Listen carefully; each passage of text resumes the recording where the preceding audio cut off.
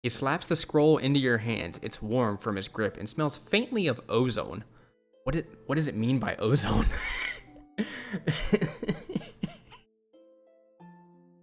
Is that like... Okay. He slaps the scroll into your hands. It's warm from his grip and smells faintly of ozone. Welcome to Table Talk Friday, a D&D podcast and YouTube channel. My name is Seth Reed, and today I'm going to continue down this ChatGPT little journey here and try out, see what it can actually do when it's running a session on its own. I'm going to be a solo player, and I want to know exactly how this thing goes about doing like my session 0 with character creation, where we go as far as story, what kind of story notes it's hitting. And I think this is still running on GPT 4.0, so I've never used it for anything like this before, but I am a little bit excited to see how this works for like solo play. So I'm just gonna have it take me through whatever it wants and go from there. But guys, if you're enjoying this kind of content, if you're excited to see more, go ahead and leave a like and subscribe, help out the channel a little bit. We do have a Patreon for our podcast, Table Talk Friday, a D&D podcast, over at patreon.com/Table Talk Friday. And with that, let's go ahead and hop right into it. So let's start an adventure. All right, so we're gonna have to get all of these things set up. So let's come up with a name for our adventurer. Gilroy Tempora. I like Tempora, that's fun. Gilroy Tempora. Gilroy Tempora just sounds very human. So we're gonna be a regular human. Class. Gilroy Tempora sounds like he would be, honestly, just more of like a fisherman. So, or a chef of some sort. So let's go with artificer. He's an artificer. Yeah.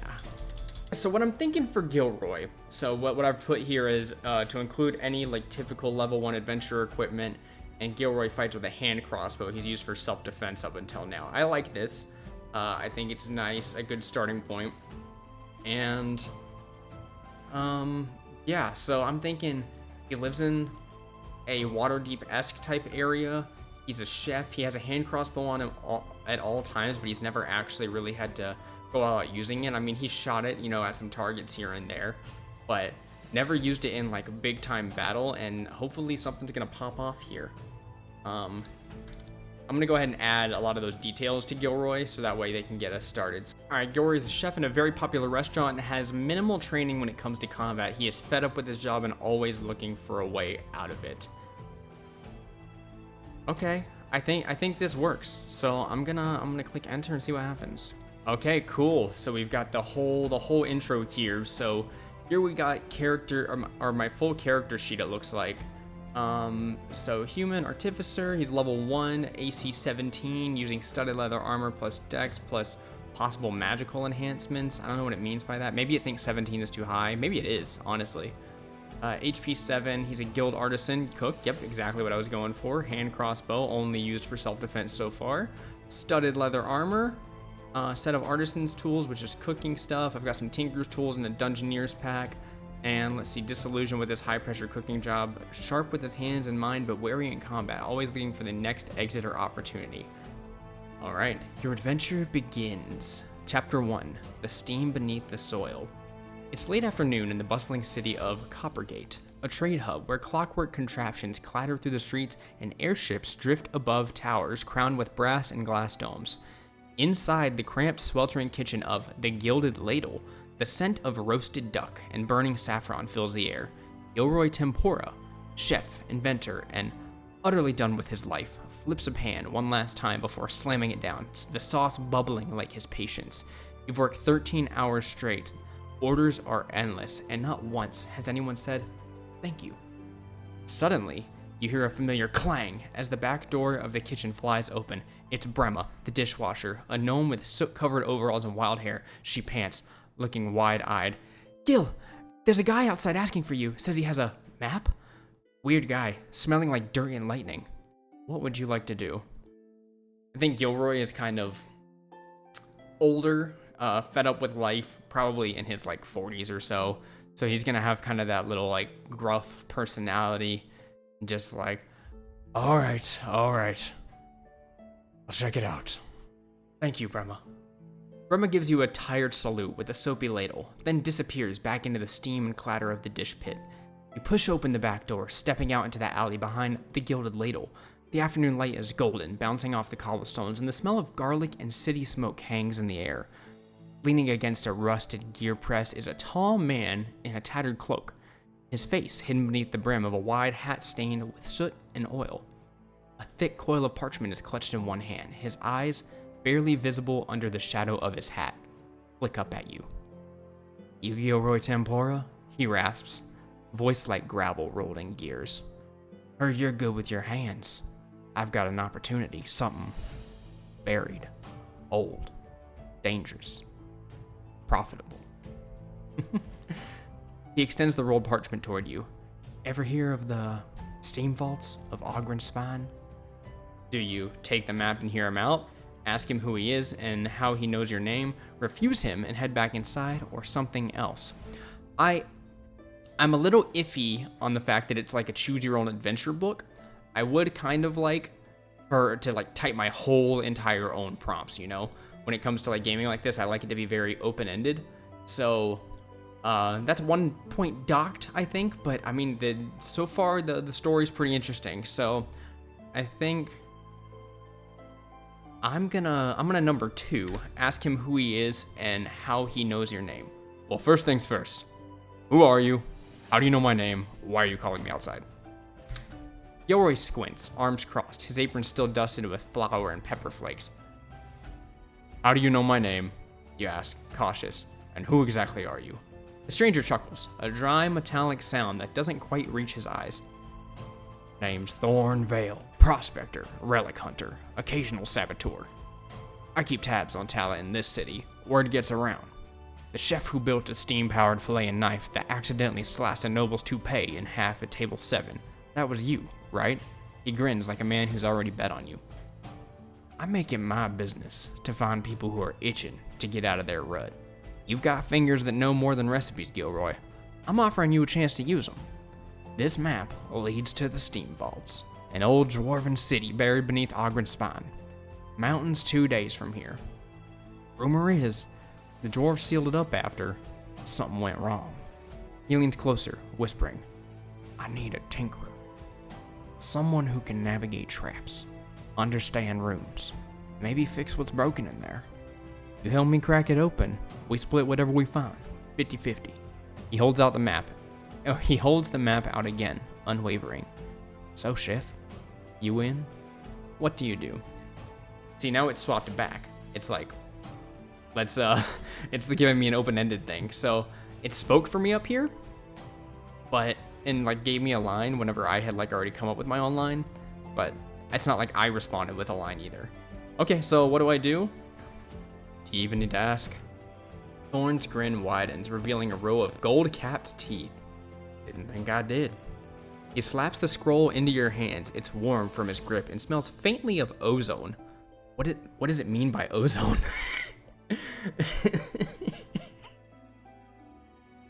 Is that like... Okay. He slaps the scroll into your hands. It's warm from his grip and smells faintly of ozone. Unrolling it, you see a roughly drawn map marked with winding paths through the hollow timberlands across the verdigris expanse. And straight into a jagged range labeled Ogren's Spine. A red X is inked deep inside a mountain labeled Vault 17. Are we in Fallout? We leave at dawn, Thorn says, straightening. Pack light, bring tools, and if you got any unfinished business here. He glances at the kitchen door. Now's the time. Without waiting for a reply, he turns and disappears into the street's crowd, cloak billowing behind him like a shadow cast by a lightning strike. Quest added, Vault of the Forgotten Makers. Objective, accompany Thorn Vale to the steam vaults hidden in Ogren's Spine. Reward, unknown relics, gold, and freedom for your old life. Risk, high, dwarven tech, untouched for centuries, unknown dangers. You stand alone in the alley, map in hand, the muffled clatter of the kitchen still droning behind you. What do you do for the rest of your evening before departure? You could gather gear or supplies, visit anyone important, investigate Thorn, or something else. I think the first thing, I don't think he cares too much about anyone in the kitchen. Maybe there's an employee or two he'd like to say goodbye to, but it would be more so of like, I'm gonna get my stuff together and we're getting the heck out of here. This is awesome. This is an opportunity. This is a once in a lifetime chance. So he's gonna take it. This is a once in a lifetime chance for Gilroy. He's gonna find every piece of equipment he might be able to use on this adventure and bring it with him. He will say goodbye to some of the kitchen staff before retiring for the evening. Gilroy's eyes scan the map one more time before he folds it with care and slides it into a hidden pouch inside his apron. For the last time, perhaps. He steps back into the gilded ladle one final time, but not as a chef. Tonight, he's a man preparing for something far greater than soups, stock, and soufflés. Gilroy's final prep. He hits the small storeroom in the back of the kitchen, his unofficial sanctuary where he's tinkered with tools and cobbled together culinary gadgets after hours. He grabs cook's utensils, tinkerer's tools, a clockwork timer modified to act as a delay trigger for contraptions, could be useful, 3 vials of oil, flammable, of course, I like that it added that touch, sturdy canvas apron, stitched with pockets inside and out, very practical, a notebook of inventions and recipes, notes on everything from pastry crust to makeshift flame traps, and 1 chef's hat, rolled and tucked in for sentimental reasons. You bundle everything carefully into your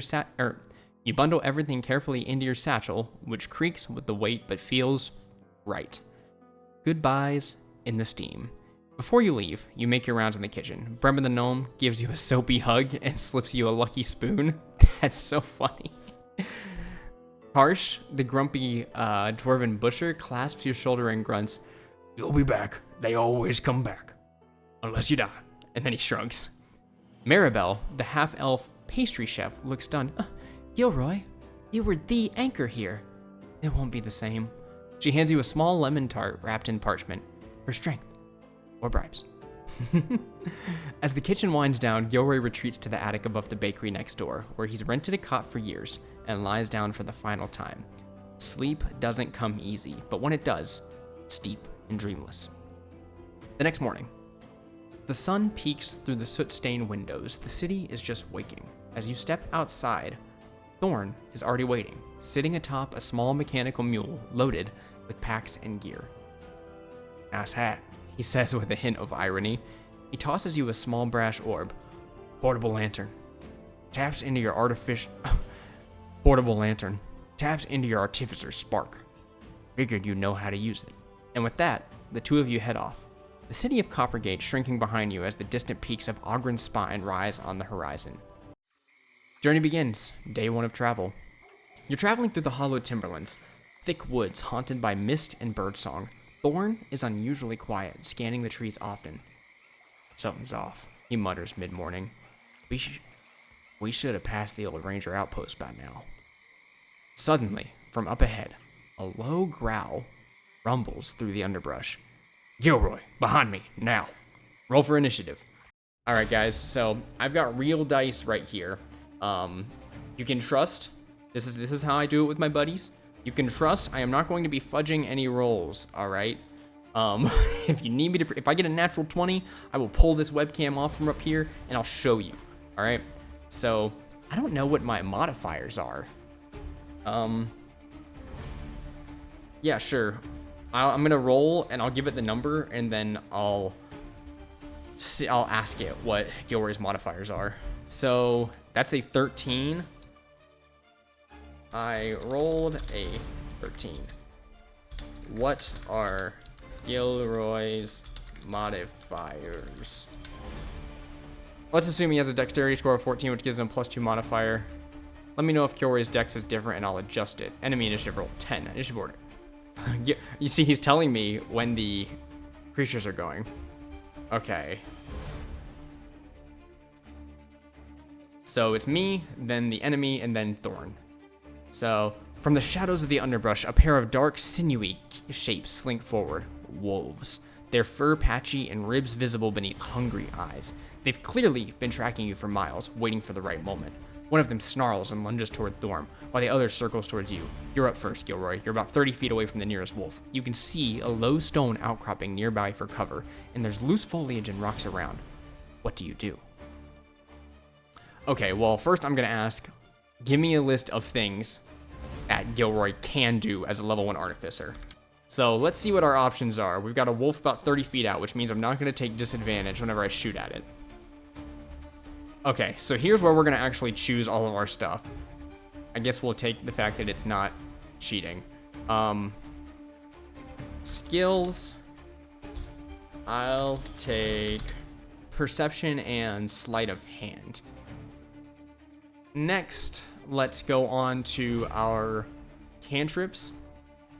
I think for him, I'm going to go with Firebolt and Mending. First level spells, I'll take... I mean, obviously Cure Wounds. I'll do Cure Wounds and Fairy Fire to start out with. So, as far as class features go, I have my Magical Tinkering. I can imbue a...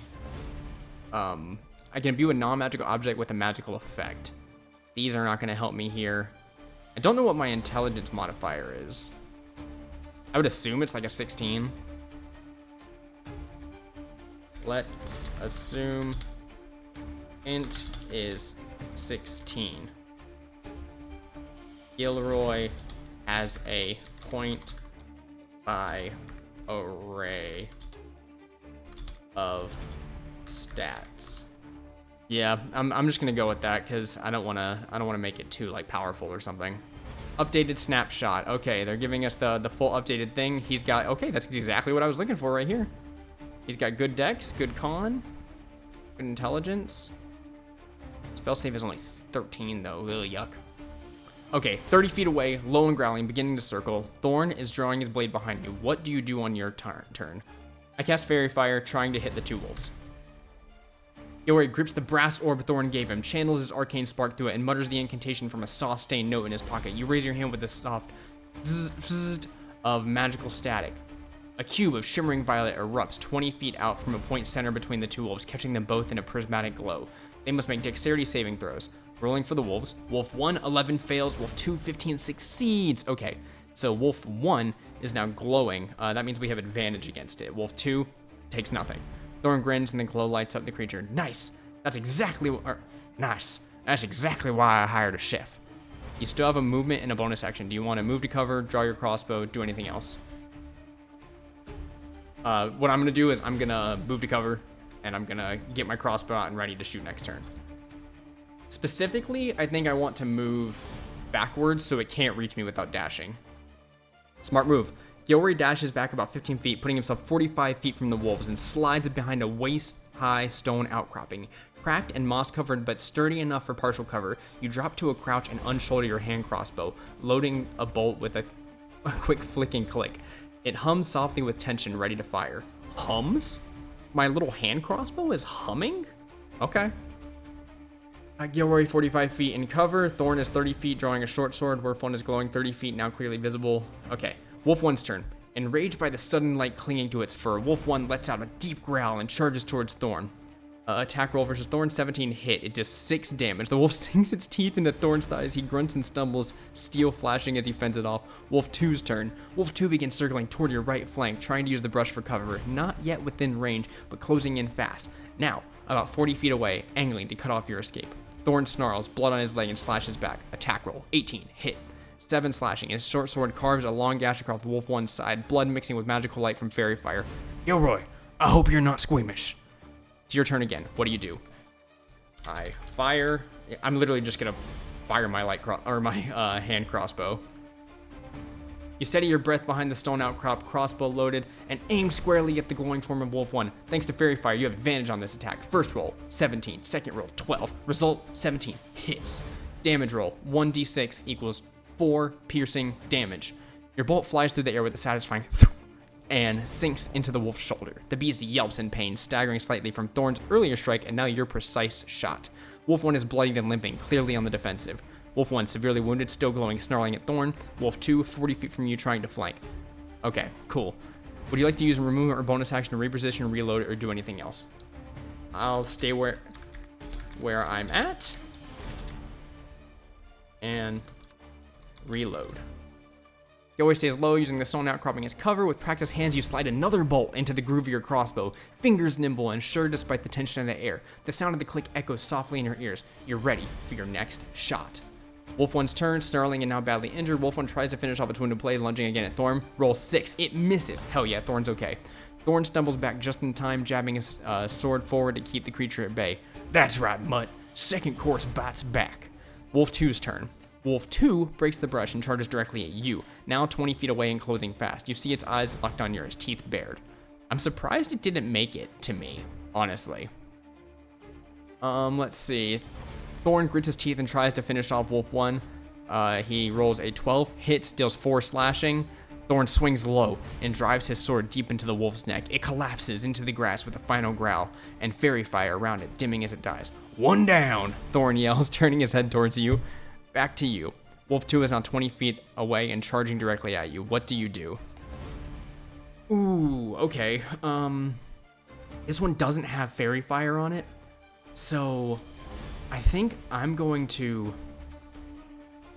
I think I'll leave my cover, right? Or I could try and hide. I'll try to leave my cover and run over to where Thorn's at, and I'll take a shot at it, I guess. I don't want to heal Thorn yet because that just sounds like it wouldn't do too great for me. Like he might get hit and just go straight back down. Yeah, so I'll run towards Thorn and shoot another shot, staying as far from the wolf as possible. Gilroy breaks the cover and dashes 25 feet towards Thorn, moving diagonally across the clearing. You and Thorn now stand about 15 feet apart with the fallen wolf between you and the fast approaching threat. You run, you twist your body mid-stride, raising the crossbow, locking eyes with Wolf 2. Attack roll, no advantage. I get a 15 and hit for 5. The bolt slams into the wolf's side with a thunk, drawing blood and causing it to stagger briefly, but it doesn't stop. So this thing is like full on charging at me. The wolf snarls louder, eyes narrowing on you. Your move may have just made you its new target. Would you like to say or do anything else before its turn? I'll start reloading. Yeah, I'm just gonna reload really quick to get that out of the way. You slide another bolt into the groove. Sick. Crossbow hums, want more attention, loaded and ready. Maybe, do you think by the hum it means like, it's like, doom, like the little string catching in place? I'm wondering. Wounded but furious, Wolf 2 barrels at you, fangs bared. It leaps through the air, attempting to bite. Attack roll versus AC 17, 15. Miss! You twist to the side at the last second, and its teeth snap shut just inches from your arm. It lands and growls, now right in front of you, bristling and bloodied. Thorn's turn. Thorn rushes in from the side and slashes at the wolf's exposed flank. Attack roll, 14, hit, 5 slashing. The blade cards deep, and the wolf lets out a sharp yelp. It's barely standing, panting, bleeding, its legs shaking. Gilroy, it's your turn again. The wolf is right in front of you, and it's nearly dead. What do you do? Okay. It would be really cool if I shoved my freaking hand crossbow at it and just fired like right under its chin. That will give me disadvantage. So that's a little bit dangerous. I'll roll to the side and try to fire my crossbow at it for the finishing blow.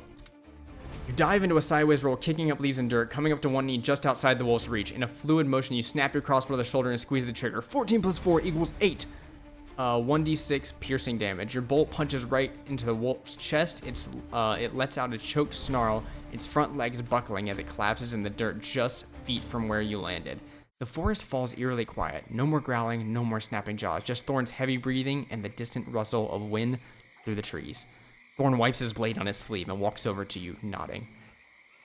You alright? First kill always leaves a taste. Better than the kitchen, though, huh? He kneels to examine one of the wolves. These weren't just hungry, they were driven. Could have been the scent of that map. Could be something else entirely. He looks up at you, more serious now. Either way, this was the easy part. You've survived your first encounter, Gilroy. Would you like to rest briefly before moving on, investigate the wolves of the area, talk with Thorm, continue traveling toward the mountains? What's your next move? All right, I think now is a good point to have some character building with our boy Thorn. So, I'll walk over to Thorm and let out a, yeah, that was rough, but we handled it. And I'll lay a hand on his shoulder, casting Cure Wounds to help him out a bit. Thorn flinches slightly at first, surprised by your touch, but then relaxes as a soft blue-green glow pulses from your hand. The scent of rosemary and hot iron lingers briefly in the air, a strangely comforting aroma from an old wound. Cure wounds roll. 1d8 plus 3, that's 6 HP. Thorm's leg straightens as the gash knits itself closed beneath torn fabric. Flexes his knee, nodding in appreciation. Well, damn. Guess I wasn't wrong about you, Tempora. That's one less limb to carry through the mountains. He rises, wiping dirt off his coat and giving the wolves one last look. We've got maybe 2 more days of travel, but if the creatures are already this stirred up, the deeper we go, the worse it'll get. He shoulders his pack and points toward the east, where the trail winds deeper through the timberlands. Progress, 1 day of travel. You've completed 1/3 of the journey to Ogren Spire. You know now that something, be it scent, artifact, or fate, is stirring the wilds ahead of you. Would you like to take a short rest, investigate the area, or wolf bodies? Press on towards the mountains. I'm definitely going to investigate the area. And I didn't think about having a shield or something before this, so I'm going to see if there's anything in the area that would make a good makeshift shield. You know, I'm a tinkerer, so if I can make like a little makeshift shield for myself to up my AC a little bit. Which I think my AC 17 is good. I just like to have like reasoning for that. Good call, and a very reasonable assumption. If Gilroy had a shield equipped, likely a reinforced pan lid or repurposed cooking tray, that would explain his AC of 17 given his armor. Let's clarify your gear. That's perfect, thank you. Studded leather, shield, and artificer infusion. Yeah, I guess that works, assuming you infuse your armor or shield. We'll go with that for the justification, because I don't wanna, you know, get too crazy about anything. Roll an investigation check. It says roll an investigation check. I'll roll it for you. Basically, 18 plus 3 equals 21. Wolf bodies. You find both wolves leaner than normal. Bones protruding, eyes wild even in death. Their stomachs are bloated but empty. One of them has faint arcane burns along its paw, residue of enchantment, unnatural aggression. A small brass collar is half buried in the fur of one. No writing, just a crude rune etched into it. A symbol of binding, very likely controlled. Oh, I thought these were just wild wolves. You find strange broken branches high up in the trees, as if something larger than wolves passed overhead recently. Hidden in the grass nearby, you uncover a splintered wagon wheel wrapped in vines. Very old, maybe weeks. The metal banding shows signs of acid scoring. You also find a discarded metal tray buried in the dirt, likely from the old wagon. It's warped, but with some tinkering. It could be converted into a secondary backup shield or spare parts for an invention. That's cool. Okay, I like that. Thorn kneels beside you, examining the collar. Someone sent them. Oh. Someone sent them. Controlled them. Damn. That's not good. He glances eastward towards the mountains. If someone knows we're coming. Do I keep the collar or destroy it? Tinker with the metal tray? Share any theories with Thorm? Move on. I'll save the tray, pocket the collar, and then lock eyes with Thorm. Could be. Someone just doesn't want any strays getting near. Thorm meets your gaze, his expression darkening just a shade. Yeah? Or someone's laid out the table and doesn't want any uninvited guests. You tuck the rune-marked collar into a pouch on your belt, making a mental note to examine it more closely when you've got time and quiet. You strap the warped metal tray to the side of your pack, a potential lifesaver in the right moment or a future invention waiting to happen. The shadows of the timberlands grow longer as you and Thorn press on. Whatever lies ahead, it's more than just dwarven vaults and buried tech. Something's watching the roads, guarding the past, maybe even waiting for you. End of day 1, journey progress. Encounter survived, magical threat confirmed, tool salvaged, and bond with Thorn growing stronger. You want to set up camp now for the night? Push further down the road before resting? Tinker, talk, or prepare something specific? What does Gilroy do as night approaches? I think at this point, he knows not to get in over his head, so maybe they'll press a little bit further, as we haven't done too much for the day. So we'll press a little bit further and then camp. Like maybe we'll walk another mile or so, a couple miles, and then camp for the night. Don't want to get into another combat though. And then what can I tinker with? I've got that, I've got the collar and I've got the lid. I don't think I can really make anything at the moment, so we'll save that stuff for now. Thorn and I will walk another few miles before calling it a night. If there's any sign of danger, we evade, as we're in no shape for another battle today. The two of you move quietly through the thickening trees, the moon rising behind the towering pines and filtering silver light through the canopy. You travel for another 2 miles, boots crunching softly on leaf-littered paths, speaking only in glances and nods. Though the night creatures stir and forest begins its after-dark symphony, you catch no further signs of pursuit. No glowing eyes in the shadows, no howls in the wind. Just the distant hoot of an owl and the whisper of cool wind. Camp set up at night 1. You find a suitable spot beside a mossy ridge where 2 boulders form a natural windbreak. Thorn drops his pack and nods to the sight. We'll take turns on watch. No fire, not tonight. You both set up simple bedrolls, Thorn's dusty and worn, yours newer, but clearly underused. The mechanical mule folds itself down nearby. I totally missed this whole mechanical mule thing. This has been with us the whole time. Its eyes dimming to orange embers. You tuck the salvage tray, shield, into the mule's pack harness for easy access. Before rest, do you want to examine or tinker with the collar, talk with Thorn about anything, begin any invention or magical tinkering, go straight to sleep, and take a shift on watch? Okay. What is Gilroy doing the quiet of his first night? Okay, what I think I'm going to do is I'll mess with the collar a bit, and while doing so, I'll ask Thorn, so how did you hear about this place? You often just ask strangers to get themselves into danger alongside you? Gilroy settles against a boulder, pulling the brass collar into the dim glow of the mechanical mule's eyelights. The rune still faintly pulses, a shimmer of binding magic. Not strong, but lingering. You rotate it in your fingers, analyzing its crude forge work. Arcana check. 16 plus 9, that's a 19. Oh, 16 plus 3, my bad. The rune is definitely not dwarven. It's surface-made, slapped together by someone with just enough knowledge to be dangerous. This is arcane coercion, likely forcing the creature to obey simple commands. Rudimentary, but effective. Thorn sits nearby, sharpening his blade with a small whetstone. The sound's soft in the quiet woods. He doesn't look up immediately at your question. Steam vault rumors have been around for years. I always figured they were just that. Ghost stories from dwarves who didn't want to admit their ancestors left behind some cursed hole. He glances over at you. But a few months ago, I found a ledger, hidden in the floorboards of a collapsed chapel north of Blackridge. It named vaults, locations, and the kind of things that were hiding down there. Vault 17, the one we're headed for, was labeled Prohibited Archive, Experimental Constructs, and Core Work Disruption Systems. That means power sources. Tech no one's seen since before the Sundering. He tosses a pebble into the dark. I could have gone alone, but I'm not stupid. I needed someone who can read arcane patterns, disable traps, fix doors. Someone clever. Someone done playing it safe. Yeah, he eyes you pointedly. You think I was wrong? The collar pulses dim in your palms, perhaps reacting to your presence, or to the truth being spoken. How does Gilroy respond? He passes out. No. He puts his crossbow right here and fires. How does Gilroy respond? No, not at all. Just curious how I wound up here. He trails off, and then he looks up at Thorn again. Sundering, you said? Thor's sharpening slows to a halt. For a moment, only the chirping insects fill the silence between you. Then he nods. Yeah, Sundering. You really don't know? He shifts, leaning forward, face half-lit by the mule's amber glow. About 2 centuries ago, the continent's ley lines, the veins of magic running under everything, went wild. Cities crumbled, mountains cracked open, entire libraries of arcane knowledge just burned from the inside out.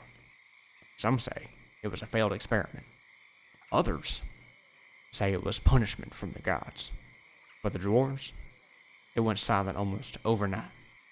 Shut their gates, buried their secrets. He gestures vaguely in the direction of the mountains. Places like Vault 17. They were sealed before the world fell apart, which means whatever's inside survived the Sundering. Untouched, untapped. He meets your gaze again. It'll be worth a fortune. Or it could kill us both. Then, with a lopsided grin, but hey, not like you were planning on going back to that kitchen, right? The collar in your hand seems cool now, dormant, but not empty.